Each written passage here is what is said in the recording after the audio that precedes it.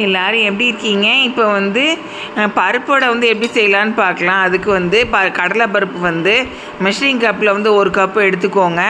அதை வந்து எடுத்துகிட்டு அதை வந்து ஒரு கிணத்துல போட்டுட்டு கழுவி எடுத்துகிட்டு அந்த கிணத்துல வந்து கொஞ்சம் தண்ணி எடுத்து ஊற்றி அந்த பருப்போட அளவோட கொஞ்சம் ஜாஸ்தியாக தண்ணி 1 இன்ச்சு ஜாஸ்தியாக இருக்க மாதிரி தண்ணியை ஊற்றிக்கோங்க.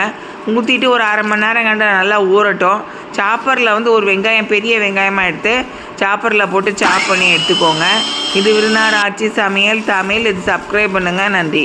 அது மிக்சியில் வந்து அந்த கடலைப்பருப்பை போட்டுட்டு ஊற வச்ச கடலைப்பருப்பை போட்டு ஒரே ஒரு டீஸ்பூன் வந்து உப்பு போட்டுக்கோங்க.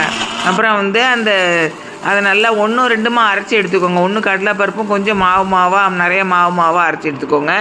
அதுக்கப்புறம் வெங்காயம் வந்து கொஞ்சம் எடுத்து போட்டுட்டு அதுக்கப்புறம் கொஞ்சம் பச்சை மிளகாய் ஒரு 2 பச்சை மிளகாய் எடுத்து போட்டுக்கோங்க.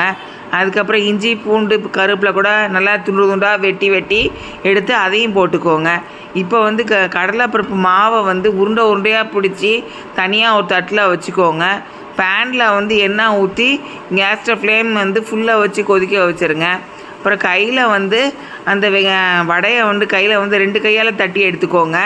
தட்டி எடுத்துகிட்டு கேஸ் ஃப்ளேம் வந்து சிம்மில் வச்சு நல்லா சூடு ஏறினதுக்கப்புறம் சிம்மில் வச்சுக்கோங்க. சிம்மில் வச்சுட்டு அந்த வடை ஒவ்வொன்றா தட்டி எடுத்து அதில் போட்டுருங்க. நல்லா ஃபஸ்ட்டு ஒரு பக்கம் நல்லா வேகட்டும். ஒரு 5 நிமிஷம் காட்டு ஆடி ஒரு பக்கம் வேகட்டும். வெந்ததுக்கப்புறம் அதை வந்து திருப்பி விடுங்க. ஒரு குச்சி மாதிரி இருக்க நீட்டை இதை வச்சு திருப்பி விடுங்க.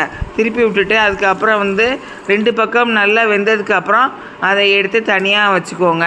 தயிர் சாதம், ரச சாதம், சாம்பார் சாதம் கூட நீங்கள் இது வச்சு சாப்பிட்டு லஞ்சு கூட சாப்பிட்லாம். நீங்கள் வந்து இந்த மாதிரி சமைச்சி வந்து சாப்பிடுங்க. சாப்பிட்டுட்டு உங்கள் கமெண்ட்ஸை வந்து எனக்கு அனுப்புங்க. நன்றி.